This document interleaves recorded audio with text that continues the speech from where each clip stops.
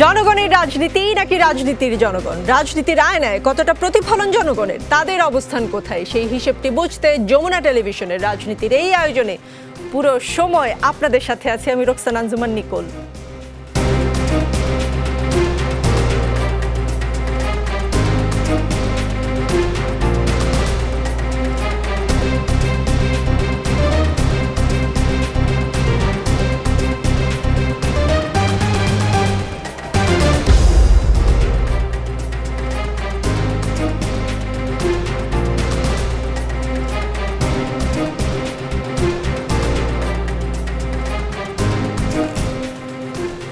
রাজনীতি আমরা সাজিয়েছি একটু ভিন্নভাবে। এখানে লেভেল প্লেয়িং ফিল্ড বজায় রাখার চেষ্টা থাকবে। অতিথিদের নির্দিষ্ট সময় বেঁধে দেওয়া হবে কথা বলার জন্য, সময় শেষ হলে মাইক্রোফোন অফ হয়ে যাবে নিজে নিজেই। এই নিয়মেই আসলে আমরা রাজনীতি অনুষ্ঠান প্রতিদিন করে থাকি, কিন্তু আজকে আমাদের সঙ্গে একজন বিশেষ অতিথি আছেন।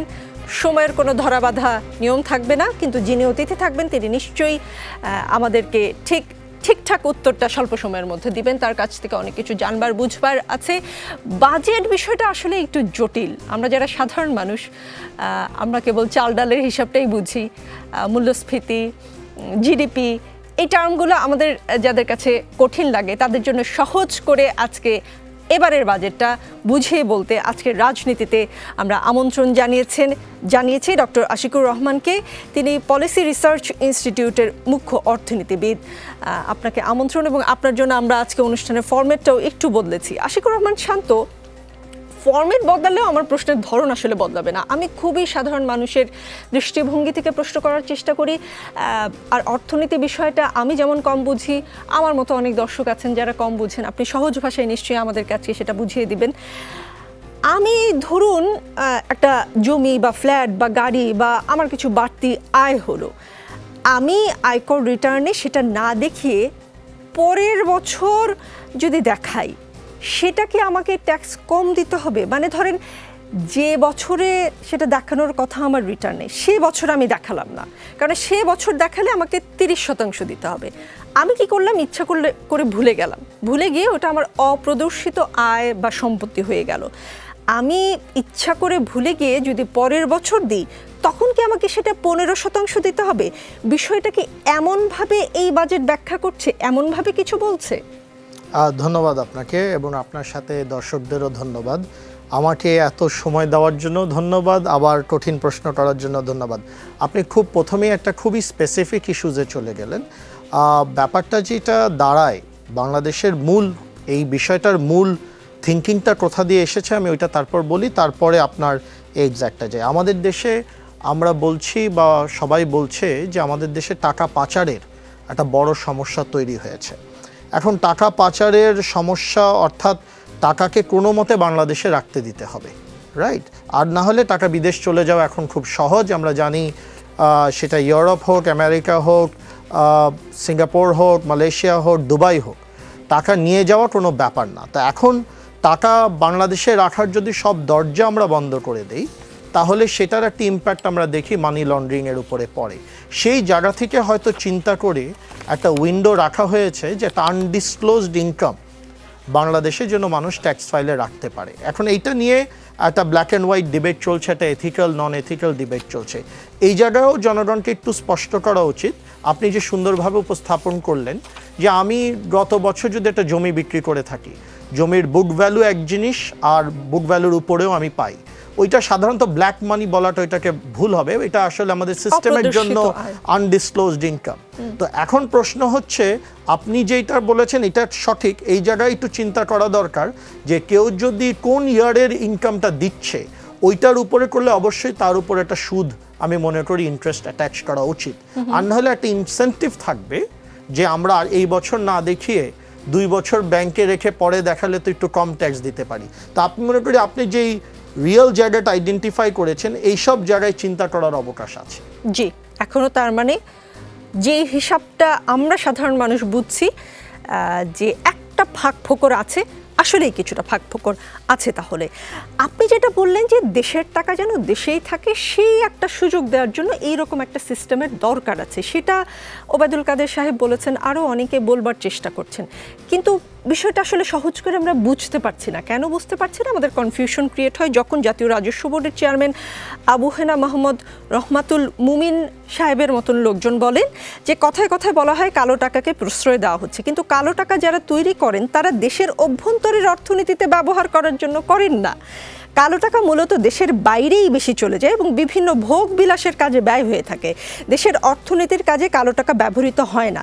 তিনি বলেছেন বিভিন্ন কারণে অপ্রদর্শিত কিছু সম্পদ থাকতে পারে, অসতর্কতার জন্য বা অজ্ঞতার কারণে বা অন্যের মাধ্যমে আয়কর রিটার্ন দেওয়ার কারণে অনেকের সম্পদের তথ্য অপ্রদর্শিত থেকে যায়। সেক্ষেত্রে অপ্রদর্শিত আয়কে প্রদর্শিত করার জন্য একটা চান্সেস রাখা, কিন্তু মূলত যেই উদ্দেশ্যে যে কালো টাকাটা দেশে থেকে যাবে সেই উদ্দেশ্যে তিনি বলছেন সেই উদ্দেশ্য কখনোই সফল হয়নি আগে, এবারেও হবে না।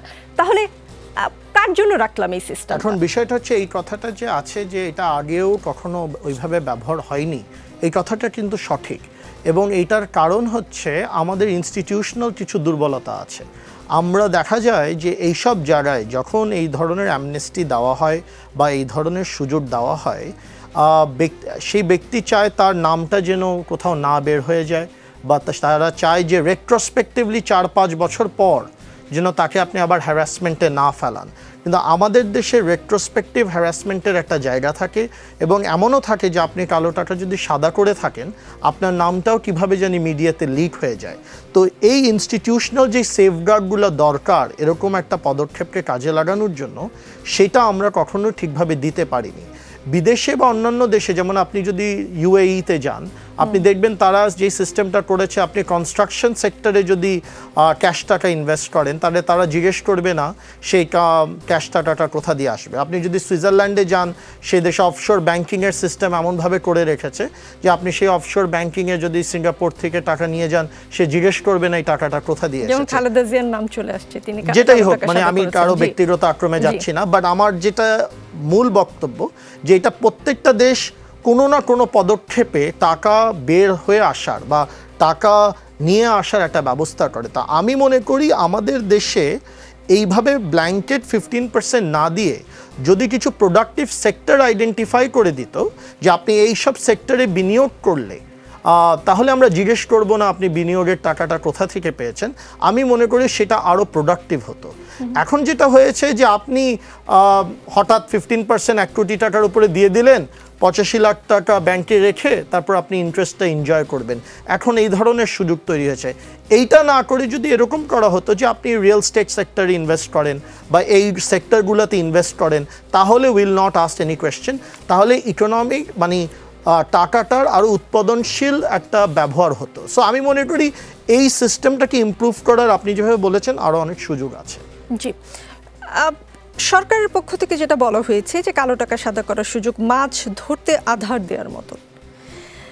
এই আধার কি আপনার মনে হয় যে যাদের কারণে মানে যাদেরকে বড়শিতে টোপ ফেলে আমি আধার দিলাম তারা রাঘব বোয়াল, তারা কিন্তু ছোট চুনোপুটি না।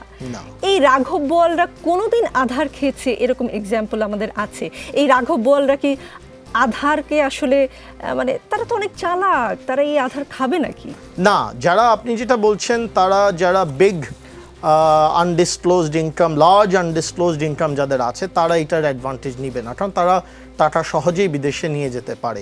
আমি মনে করি ব্রডার এইমটা হচ্ছে সরকারের যে 40 লক্ষ এনবিআরের যেই টার্গেট, এখন যারা ট্যাক্স পেয়ার, এনবিআরের টার্গেট হচ্ছে এটাকে 1 কোটি 20 লক্ষতে নিয়ে যাওয়া। তো এই যে ট্যাক্স নেটটাকে বড় করতে হলে ট্যাক্স পদ্ধতিটাকে আরও সহজ করতে হবে।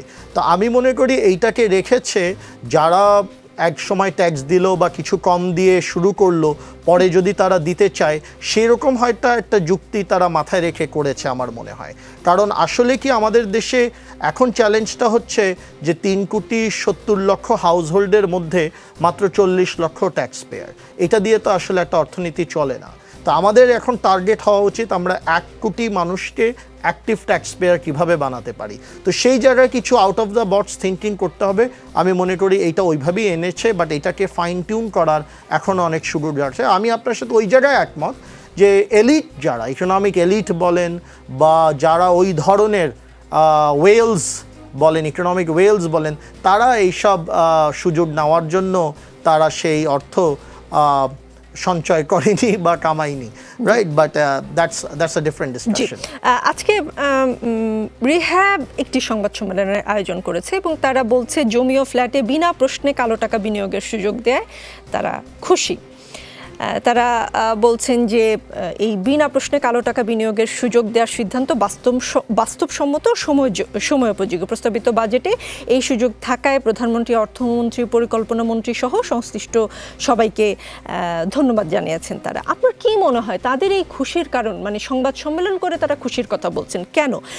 মানে এখন কি বিষয়টা এমন হয়ে গেল যে আমার অবৈধ আয় দিয়ে, আমি কালো টাকা বলছি না, কিন্তু অবৈধ আয়, কালো টাকার অবৈধ আয়ের মধ্যে একটা তফাৎ আছে, সেটাও নিশ্চয়ই আপনি আপনার কথায় ব্যাখ্যা করবেন। অবৈধ আয় দিয়ে যত খুশি ফ্ল্যাট কেনা যাবে, আমি চাইলে বেনজির সাহেবের মতন একদিনে 4টা ফ্ল্যাট কিনে ফেলতে পারবো, সেই কারণে তারা এত খুশি। আমি মনে করি তারা ওই কারণেই খুশি যে কারণ বিদেশি, আমাদের দেশে যে রিয়েল স্টেট আছে তারা একসময় এই দেশের রিয়েল স্টেট কোম্পানিরা একে অপরের সাথে যুদ্ধ করত বা কম্পিট করত, কিন্তু এখন আমাদের দেশের রিয়েল স্টেটকে গ্লোবাল রিয়েল স্টেটের সাথে যুদ্ধ করতে হচ্ছে। কারণ আপনি এই দেশে ফ্ল্যাট কিনবেন না দুবাইতে ফ্ল্যাট কিনবেন, এই দেশে ফ্ল্যাট কিনবেন না লন্ডনে বাড়ি কিনবেন। তো তারা মনে করছে যে উন্নত দেশগুলোতে যদি আমাদের দেশের মানুষরা খুব সহজে টাকা নিয়ে গিয়ে অ্যাপার্টমেন্ট কিনতে পারে আর আমার দেশে সেই সুযোগটা না থাকে, তাহলে তো আমরা তো মারা যাচ্ছি। সো ওই রকম একটা ন্যারো অবজেক্টিভ বা ইকোনমিক অবজেক্টিভ দ্বারা হয়তো তারা কথাটি বলছে, এবং আমি তাদের বাস্তবতা কিছুটা হলেও বুঝি। কারণ আমাদের দেশ থেকে অনেক অ্যাডভান্স দেশ, Singapore, Malaysia, Dubai, United kingdom, but তাদের দেশে যখন আপনি রিয়েল স্টেটে ইনভেস্ট করেন তারা কিন্তু চোখটা বন্ধ করে রাখে, because they want the money to come in. So এর জন্য আমাদের দেশে যারা এই সেক্টরে আছে তারা হয়তো একটা বাস্তব একটা কথা বলার চেষ্টা করছে যে বাবা আমাদের দরজাটা বন্ধ করো না। তো আমি তাদের ওই ছোট স্বার্থ থেকে হয়তো তাদের যুক্তিটা বোঝার চেষ্টা করছি। কিন্তু আমার মাথায় একটা প্রশ্ন আসলো, আমরা তো খবরে পত্রিকায় বা গণমাধ্যমে প্রায় দেখি দুবাইয়ে বাংলাদেশে এত 532 না কত জনের বাড়ি আছে, ইউকেতে বাড়ি আছে, কানাডায় বেগমপাড়া। ধরেন যে ভদ্রলোক, যে রাঘব বোয়াল বলতে চাই আমি, কারণ এটা তো আসলে লিগালি আমি কিনতে পারি না, বাংলাদেশের যে সিস্টেম তাতে আমি কিনতে পারি না, যিনি দুবাইয়ে অবৈধ একটি পন্থা অবলম্বন করে বাড়ি কিনছেন, তিনি কেন ঢাকায় কিনবেন? ঢাকা আর দুবাই তার কাছে ডিফারেন্ট। সে আসলে দুবাই থাকতে চান, তিনি কানাডায় থাকতে চান, তিনি এদেশ থেকে টাকা নিয়ে তার সন্তান পরিবারকে সেই দেশে রাখতে চান। সেই ভদ্রলোক বা সেই বোয়াল সাহেব কেন ঢাকায় তিনি অ্যাপার্টমেন্ট কিনবেন? এই সুযোগ কি তিনি কাজে লাগাবেন বলে আপনার মনে হয়? বেনজির সাহেবের কথা বললেন, তো বেনজির সাহেব তো ঢাকাতেও কিনেছে, হয়তো দুবাইতেও কিনেছে, হয়তো বৃত্ত দিয়ে ঢাকায় কিনেছে, ঢাকায়ও কিনেছে, দুবাইতেও কিনেছে। তো আমার মনে হয় একটা ওভারল্যাপ আছে যে যারা যে বিদেশে কিনে তারা যে বাংলাদেশে একদম কিনে না তা তো না। তাদের জন্য যদি কিছু সুবিধা দেয় তারা হয়তো টাকাটা দেশে রাখবে। বাট আমি আবারও বলছি এইখানে দুইটা জিনিস আলাদা করতে হবে, একটা হচ্ছে আনডিসক্লোজড ইনকাম আর একটা হচ্ছে ইললিগাল ইনকাম। ইললিগাল ইনকাম কিনা সেটা বের করবে দুদক।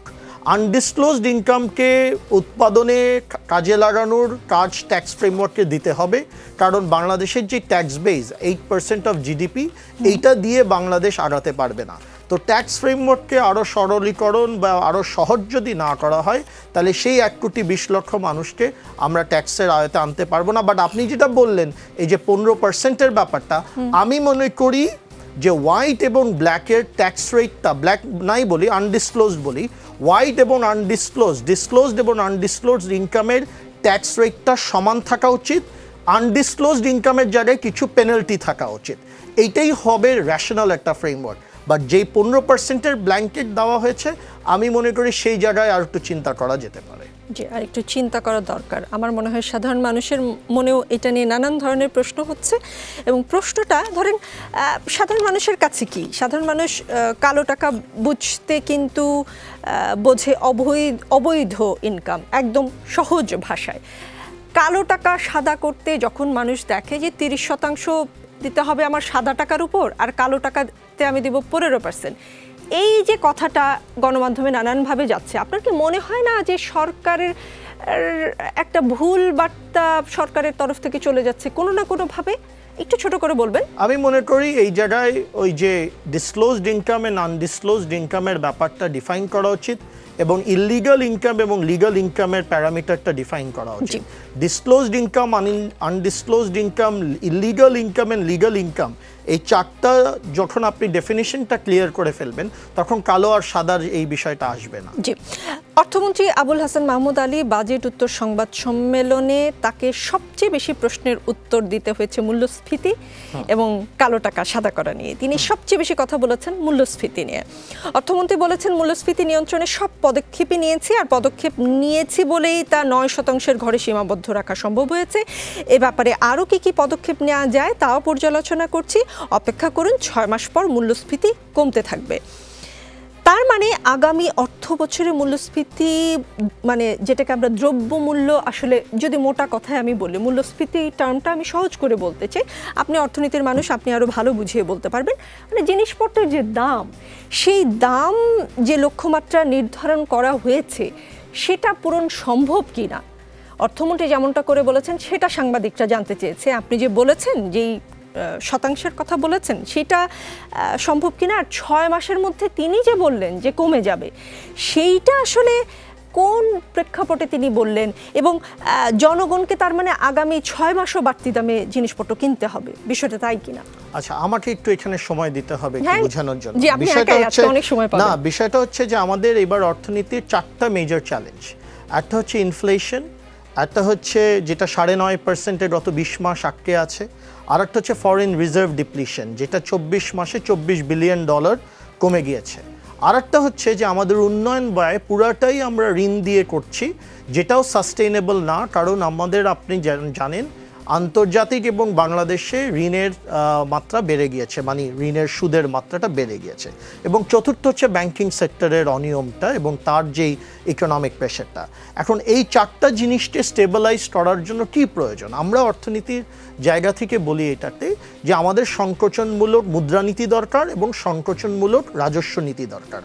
বাংলাদেশ ব্যাংক গত 6 মাস ধরে আমরা দেখতে পেরেছি যে তারা 6-9 ব্যাংক থেকে এসে পড়েছে এবং এক্সচেঞ্জ রেট ইউনিফাই করেছে, এবং তার মাধ্যমে আমরা বলি যে তারা একটি সংকোচনমূলক মুদ্রানীতি নিয়েছে। এবং সেই সংকোচনমূলক মুদ্রানীতির জন্য কার্যকরী হয় তার জন্য আপনার একটি সংকোচনমূলক রাজস্ব নীতি দরকার, যেটা বাজেটে বাস্তবায়িত হয়। এখন আপনি যদি গত 15 বছরের বাজেট হার দেখেন, বাজেট টু বাজেট প্রবৃদ্ধি হয় 15%। এটা হয় আমাদের গত 15 বছরের অ্যাভারেজ। এইবার বাজেট বেড়েছে মাত্র 4.7%, অর্থাৎ সেখানে কিছু সংকোচনমূলক নীতি নেওয়া হয়েছে। যেখানে 15.5% হয়, 14.5% হয়, আপনি 4.7% নিয়েছেন। বাজেট ঘাটতির ব্যাপারটা 10 বছরের সবচেয়ে কম। সাধারণত কোভিডের সময় আমাদের বাজেট ঘাটতি 6.5% অফ জিডিপি হয়েছে, সাধারণত 5-5.5% অফ জিডিপি হয়। এইবার সরকার দেখাচ্ছে যে বাজেট ঘাটতি 4.6% হবে, যেটা বাস্তবায়ন করতে গেলে দেখা যাবে বাজেট ঘাটতি 4% হবে। মূলত কথাটা কি, যে সংকোচনমূলক রাজস্ব নীতি এবং সংকোচনমূলক মুদ্রানীতি নিলে, যেহেতু আপনি সুদ বাড়িয়ে দিচ্ছেন, যেহেতু আপনি বিনিয়োগ কমিয়ে দিচ্ছেন, যেহেতু আপনি খরচ কমিয়ে দিচ্ছেন, যেহেতু আপনি আয় বাড়াচ্ছেন, অর্থনীতিতে সঞ্চয় মাত্রাটা বাড়বে। সঞ্চয়ের মাত্রা বাড়লে কি হয়, আপনি যখন, সমাজ যখন সঞ্চয়মুখী হবে, রাষ্ট্র যখন সঞ্চয়মুখী হবে, তখন ইনফ্লেশনের উপর একটি নিম্নচাপ হবে। রাষ্ট্র যখন সঞ্চয়মুখী হবে তখন আমদানি থেকে মানুষ সরে যাবে, তখন রিজার্ভ ডিপ্লিশন কমবে। এবং রাষ্ট্র যখন সঞ্চয়মুখী হবে তখন ঋণ নিয়ে অপ্রয়োজনীয় উন্নয়ন কাজ করার প্রয়োজন হবে না, তখন আপনি ঋণের চাপটা কমবে। তো সার্বিকভাবে আমরা ম্যাক্রো ফ্রেমওয়ার্ক বলি যেটাকে, অর্থনীতির ম্যাক্রো ফ্রেমওয়ার্কে এই ইনফ্লেশন, ডেট ম্যানেজমেন্ট এবং ফরেন রিজার্ভ ম্যানেজমেন্টের জন্য আমরা বলেছি এটা কন্ট্রাকশনারি মনিটারি পলিসি এবং ফিস্কাল পলিসি, যেটাকে আমরা বাংলায় বলি সংকোচনমূলক রাজস্ব নীতি এবং মুদ্রানীতি। সেই ব্যাপারটা কিন্তু এই বাজেটে আছে। এই কথাটা কিন্তু আমরা দেখেছি পপুলার ন্যারেটিভে এটা আসে না। পপুলার ন্যারেটিভটা কালো টাকা সাদায় চলে গিয়েছে, পপুলার ন্যারেটিভটা অন্যান্য বিষয় চলে গিয়েছে। বাট আপনি যদি বড় দাগে দেখেন, সেই সংকোচনমূলক অর্থনৈতিক নীতিটা নেওয়া হয়েছে বলে অর্থমন্ত্রী হয়তো বলছেন যে আমরা 6 মাসে মূল্যস্ফীতি কমাতে পারবো। এখন আপনি দেখেন, পাকিস্তানের ইনফ্লেশন 40% ছিল, তারা সংকোচনমূলক রাজস্ব এবং মুদ্রানীতি নিয়ে সে ইনফ্লেশনকে 12% নামিয়েছে। শ্রীলঙ্কার ইনফ্লেশন 30 থেকে 50% পর্যন্ত ছিল, তারা সংকোচনমূলক রাজস্ব এবং মুদ্রানীতি নিয়ে ইনফ্লেশনকে 6% নামিয়েছে। আমাদের তো ইনফ্লেশন 40 বা 50-এর ঘরে যায়নি, আমাদের ন্যাশনাল ইনফ্লেশন 9.5-এর ঘরে আছে, আমাদের রুরাল ইনফ্লেশন যেটা বিআইডিএস ক্যালকুলেট করেছে সেটা ধরেন 15-এর ঘরে আছে।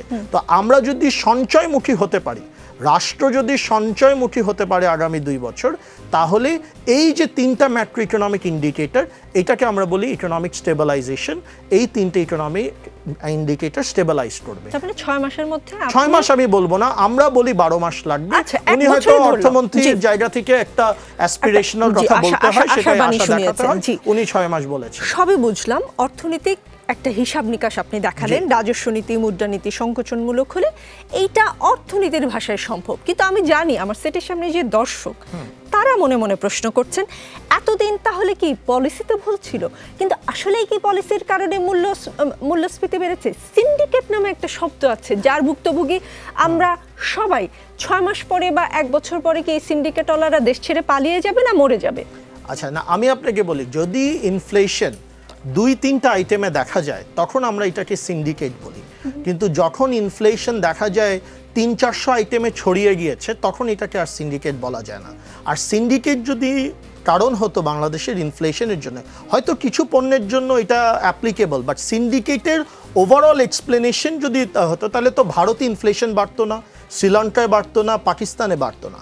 আমাদের দেশ কেন, আপনি ইউরোপ আমেরিকাতে inflation has been the biggest problem over the last 2 years। আপনার যে প্রথম কথাটায় আসি যে আমাদের কি অর্থনীতির নীতিতে কোনো দুর্বলতা ছিল কিনা, অবশ্যই ছিল।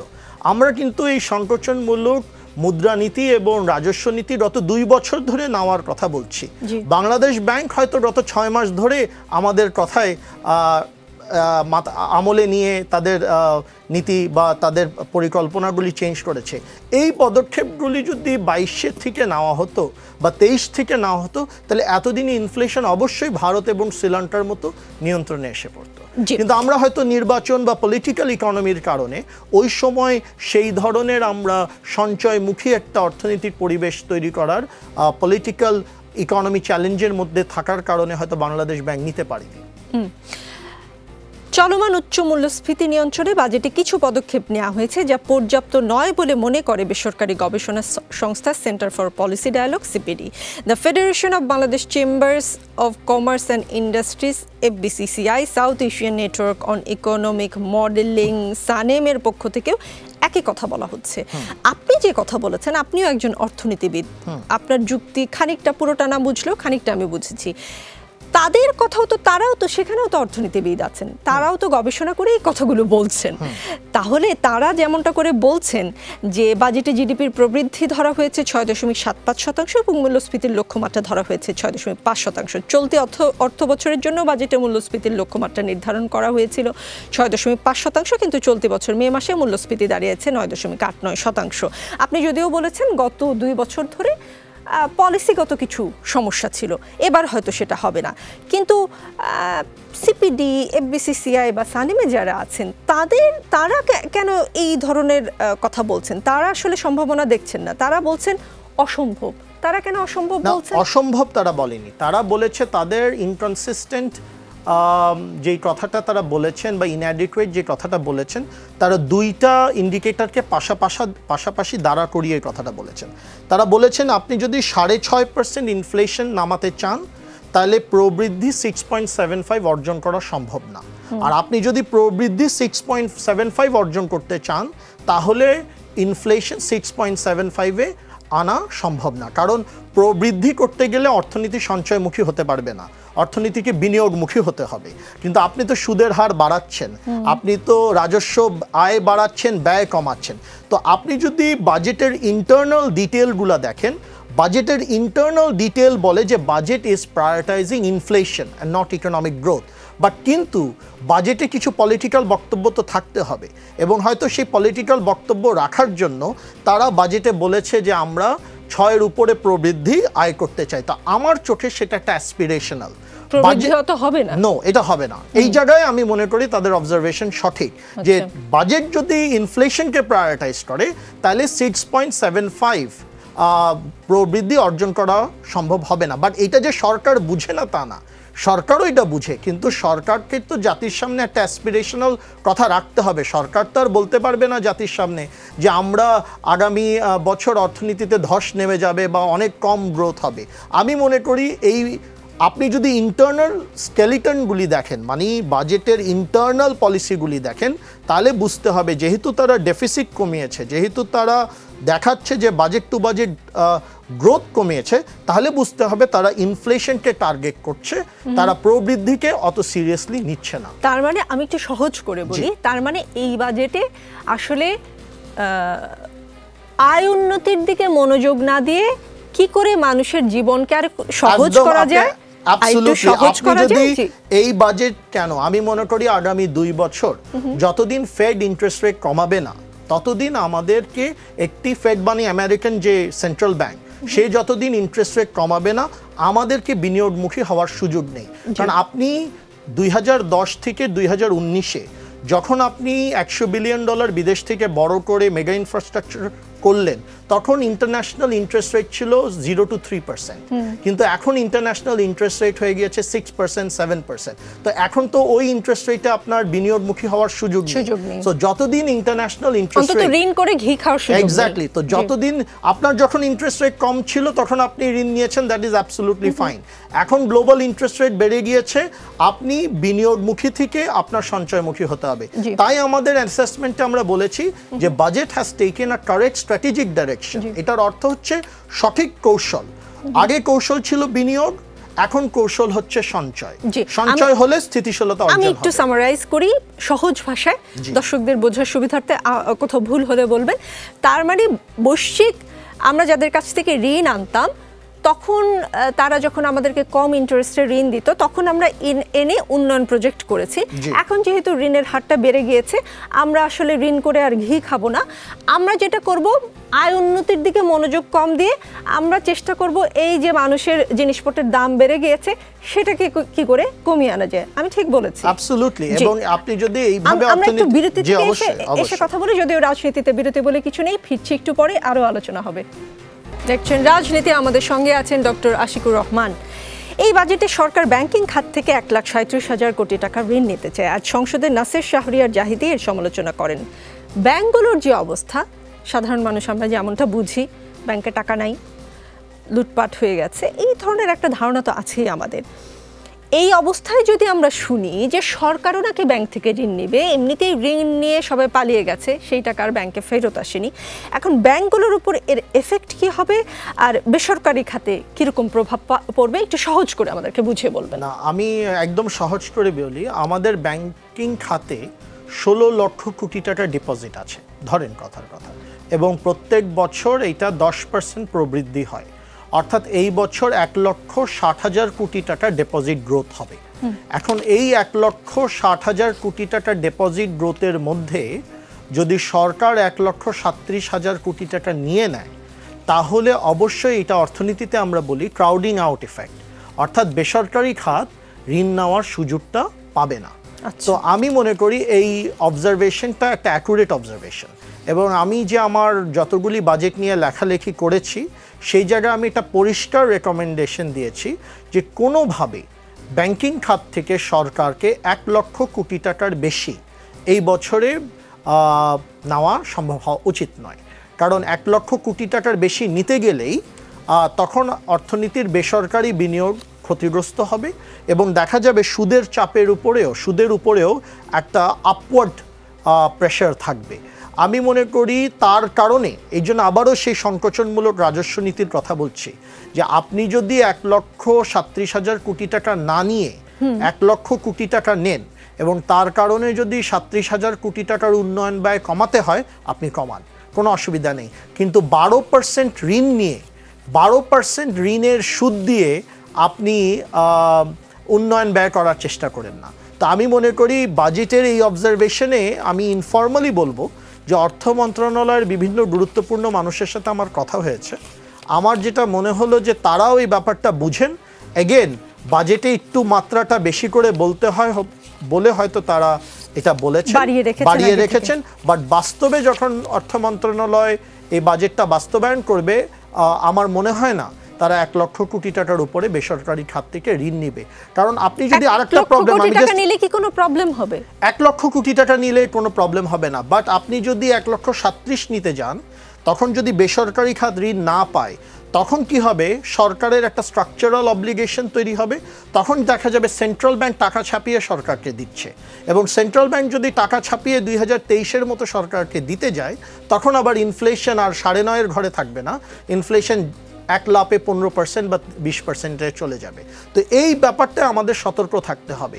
গত বছর 23-এ সরকারকে কয়েক এক্স্যাক্ট অ্যামাউন্টটা আমার মনে নেই, বাট সর্বোচ্চ সেন্ট্রাল ব্যাংক টাকা ছাপিয়ে বাজেট সাপোর্ট দিয়েছে, এবং এই যে ইনফ্লেশনের একটা আপওয়ার্ড প্রেশার, এটা অনেকটা সেই কারণেই আছে। কিন্তু এইবার কিন্তু সরকারের ভিতরে গুরুত্বপূর্ণ মানুষের সাথে আলোচনা করে আমরা বুঝতে পেরেছি যে মাননীয় প্রধানমন্ত্রীর টাকা ছাপানোর ব্যাপারে একটা স্ট্রিক্ট নো আছে, যে সরকারকে টাকা ছাপিয়ে সাপোর্ট দেওয়ার কোনো প্রয়োজনীয়তা সেন্ট্রাল ব্যাংক দেখাবে না এবং সেন্ট্রাল ব্যাংক করবে না। তো আমি মনে করি এই গোল্ডেন রুলটা, আমরা অর্থনীতিতে এটা গোল্ডেন রুল বলি, যে সেন্ট্রাল ব্যাংক যদি central bank financing of the budget deficit, অর্থাৎ টাকা ছাপিয়ে সরকারকে উন্নয়ন ব্যয় করার আর সুযোগ না তৈরি করে দেয়, তাহলে ইনফ্লেশন বাড়বে না, এবং এই গোল্ডেন রুলটা এই বাজেটে ফলো করতে হবে। আমাদের রিজার্ভ দিন দিন কমে যাচ্ছে বলে আমরা খবর পাই, এবং সাধারণ জনগণ এসব খবরে টেনশনে পড়ে যায়, কেননা রিজার্ভটা সাধারণ জনগণেরই উদ্বৃত্ত টাকা বা বাড়তি টাকা, আমাদের রিজার্ভ সংসারে কি বলবো সঞ্চয়ের মতন খানিকটা। জি, বাংলাদেশ ব্যাংক আমাদের সেই সঞ্চয়টা পাহারা দেয়, কিন্তু সরকার থেকে বলার চেষ্টা করা হচ্ছে টেনশনের কোনো কারণ নেই, এই রিজার্ভেই দেশ চলবে, টেনশন করব না, এই রিজার্ভেই দেশ চলবে, এইটা কি আসলে জনগণ বিশ্বাস করবে? কেন করবে? আচ্ছা, আমাদের রিজার্ভ ধরেন 2 বছর আগে 40 বিলিয়ন 42 বিলিয়ন ডলারে ছিল, আমাদের রিজার্ভ 24 বিলিয়ন ডলার কমেছে।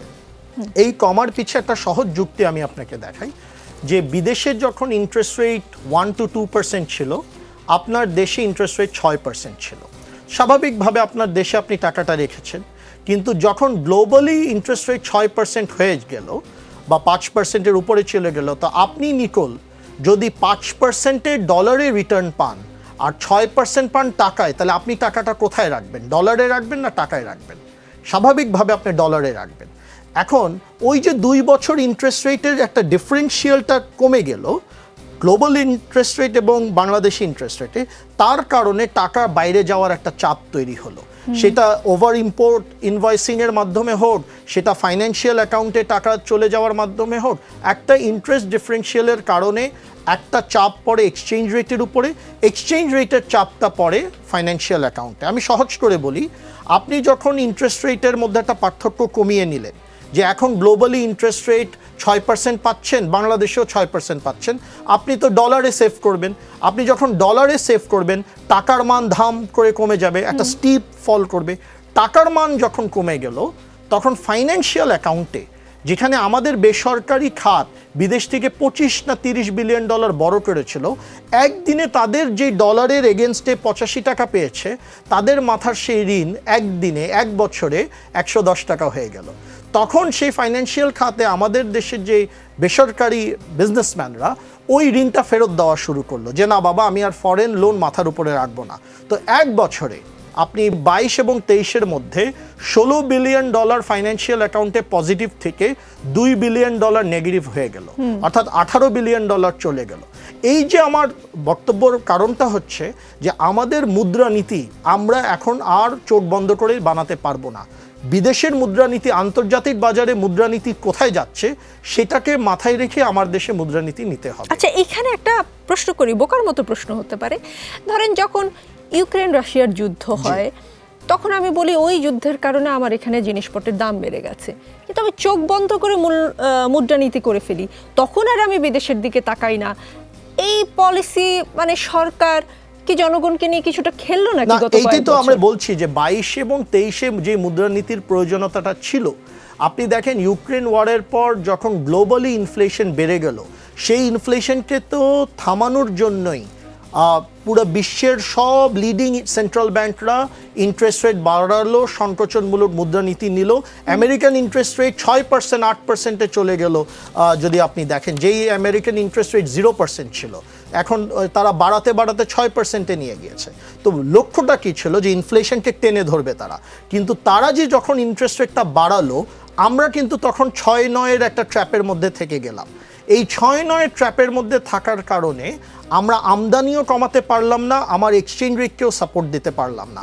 আমার এক্সচেঞ্জ রেটকে সাপোর্ট না দেওয়ার কারণে আমার কারেন্সি ডিপ্রিশিয়েট করলো, এবং কারেন্সি ডিপ্রিশিয়েট করার কারণে আমার ফাইন্যান্সিয়াল অ্যাকাউন্টে আমি যে ঋণগুলো নিয়েছি, বেসরকারি ব্যবসায়ীরা সেই ঋণগুলো ফেরত দেওয়ার চেষ্টা করলো। এই যে অর্থনীতির ভারসাম্য আপনার নিয়ন্ত্রণ করার জন্য হাতে 2-3টা অস্ত্র আছে। একটা হচ্ছে বাজেট, আর একটা হচ্ছে মুদ্রানীতি, রাজস্ব নীতি এবং মুদ্রানীতি। আপনার রাজস্ব এবং মুদ্রানীতিটা আন্তর্জাতিক অর্থনীতির প্রেক্ষাপট দেখে আপনার তৈরি করতে হবে। কিন্তু যাই হোক, যে কোনো কারণে 22 এবং 23-এ আমরা সেটা করতে পারিনি, সেটার একটা সাফার আমরা করেছি। জি, সাফার আমরা পুরো জনগণ সবাই মিলে সেটা দিচ্ছি আর কি। এখনো সেই আমাদেরকেই দিতে হচ্ছে, উই আর পেইং দিস। এখনকার যে নিয়ম, সেই নিয়মে খেলাপি ঋণে 4 বার বা 12 বছর পর্যন্ত পুনঃতফসিল করার সুযোগ দেয়া আছে। এই সুযোগটা কেন, কার জন্য রাখা হয়েছে, কোন বিশেষ গোষ্ঠীর জন্য? এই বিশেষ গোষ্ঠী কি সরকারের কোনো বিশেষ পারপাস সার্ভ করে কিনা? দেখেন, আমি এইভাবে বলি যে বড় আকারে যদি কথাটা বলি, বাংলাদেশ ব্যাংক আমাদের দেশের ব্যাংকিং সেক্টরকে যেই নেতৃত্বটা গত 10 বছরে দেওয়া উচিত ছিল, আমি মনে করি আমরা বাংলাদেশ ব্যাংক বা মিনিস্ট্রি অফ ফাইন্যান্স আমাদের ব্যাংকিং সেক্টরকে সেই সুশাসন বা সেই নেতৃত্বটা দিতে পারিনি। এবং সেই কারণে ব্যাংকিং সেক্টরে বলা যেতে পারে একটা হোয়াইট এলিফ্যান্ট তৈরি হয়েছে। এই প্রবলেমটা কি শুধু বাংলাদেশে? আমি তা বলবো না। আপনি গ্লোবাল ফাইন্যান্সিয়াল ক্রাইসিসের পরে দেখলেন যে যেই ব্যাংকগুলার এক্সেসিভ রিস্কি বিহেভিয়ারের জন্য পুরো গ্লোবাল ইকোনমি রিসেশনে চলে গেল, সেই ব্যাংকগুলোর এমন কিছুই হলো না, সেই ব্যাংকের মালিকদেরও এমন কিছু হয়নি। এটা একটা এক ধরনের বলা যেতে পারে ইকোনমিক এলিটদের একটা পাওয়ার উইদিন ক্যাপিটালিজম, যে পুঁজিবাদের ভিতরে এলিটদের যে একটা ক্ষমতা, তারা এটা দেখায়। কারণ আমরা যখন অর্থনীতিতে একটা কথা বলি, if you have taken $1 million it's your problem, if you have taken $1 billion it's the banks problem. অর্থাৎ আপনি যখন ইকোনমিক এলিট হয়ে যান, তখন আপনি পলিসি নিজের মতো করে বানান। তো আমি মনে করি, আমি যদি সহজ ভাষায় কথাটা বলি, যে ব্যাংকিং সেক্টরে সুশাসন প্রতিষ্ঠিত না হলে বাংলাদেশের অর্থনীতির উপর থেকে অনিশ্চয়তা কাটবে না।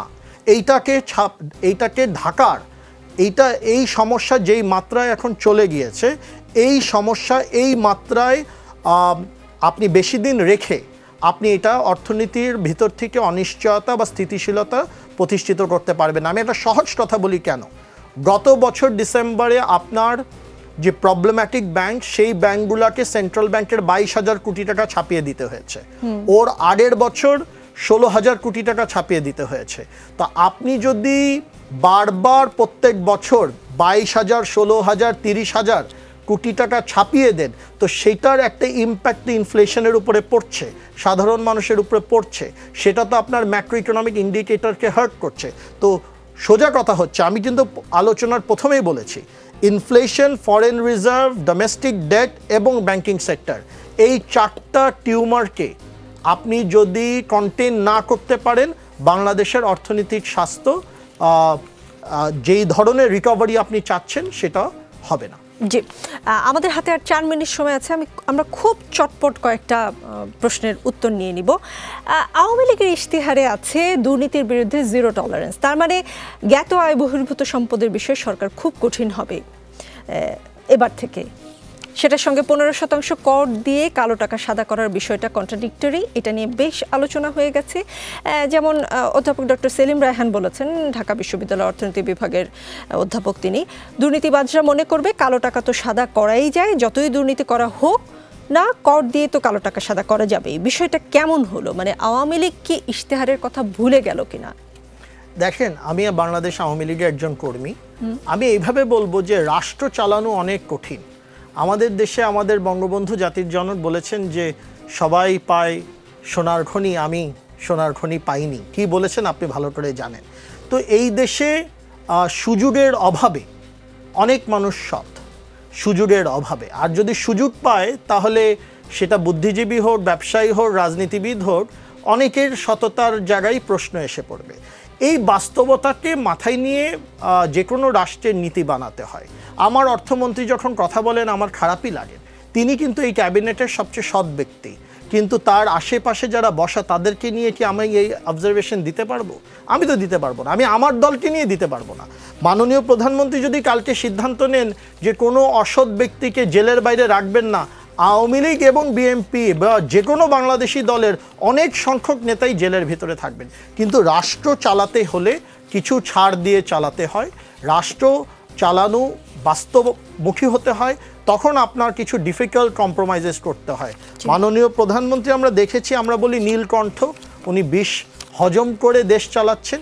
কিছু জায়গায় হয়তো কিছু কম্প্রোমাইজ করে দেশকে আগিয়ে নিয়ে যেতে হয়। জি,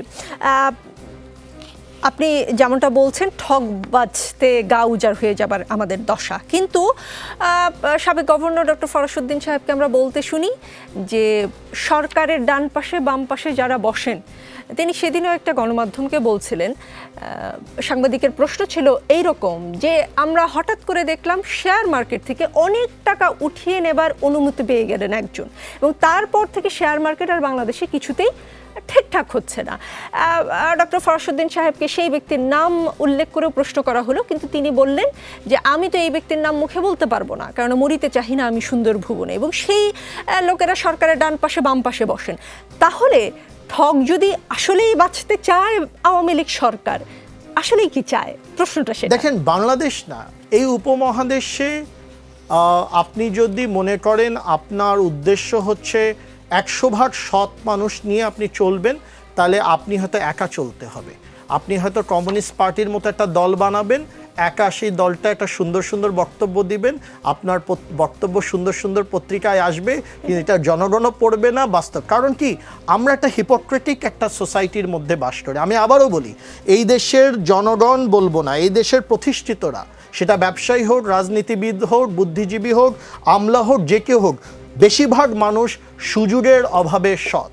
এবং এই বাস্তবতার নিয়ে যদি আপনার রাষ্ট্রের নীতি বানাতে হয়, আপনার অনেক কিছু দেখে না দেখে চলতে হয়। এটা হচ্ছে বাংলাদেশের না, সাউথ এশিয়ার পলিটিক্যাল ইকোনমি একটা চ্যালেঞ্জ। আপনি যে সিচুয়েশনটার কথা বললেন, আমি কিছু নাম বলি। উত্তম কুমার, অবসরপ্রাপ্ত অতিরিক্ত পুলিশ সুপার, গ্রেড 6 বেতন, তার বেতন স্কেল 35,000 টাকা।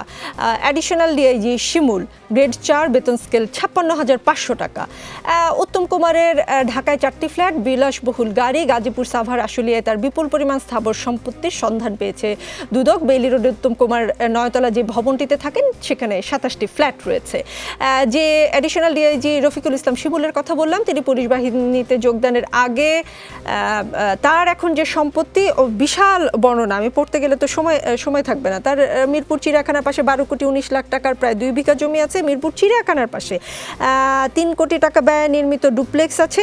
আমি তো বেতন স্কেলটা বলেই দিলাম। আর বেনজির সাহেবের বেতন স্কেল 78,000 টাকা।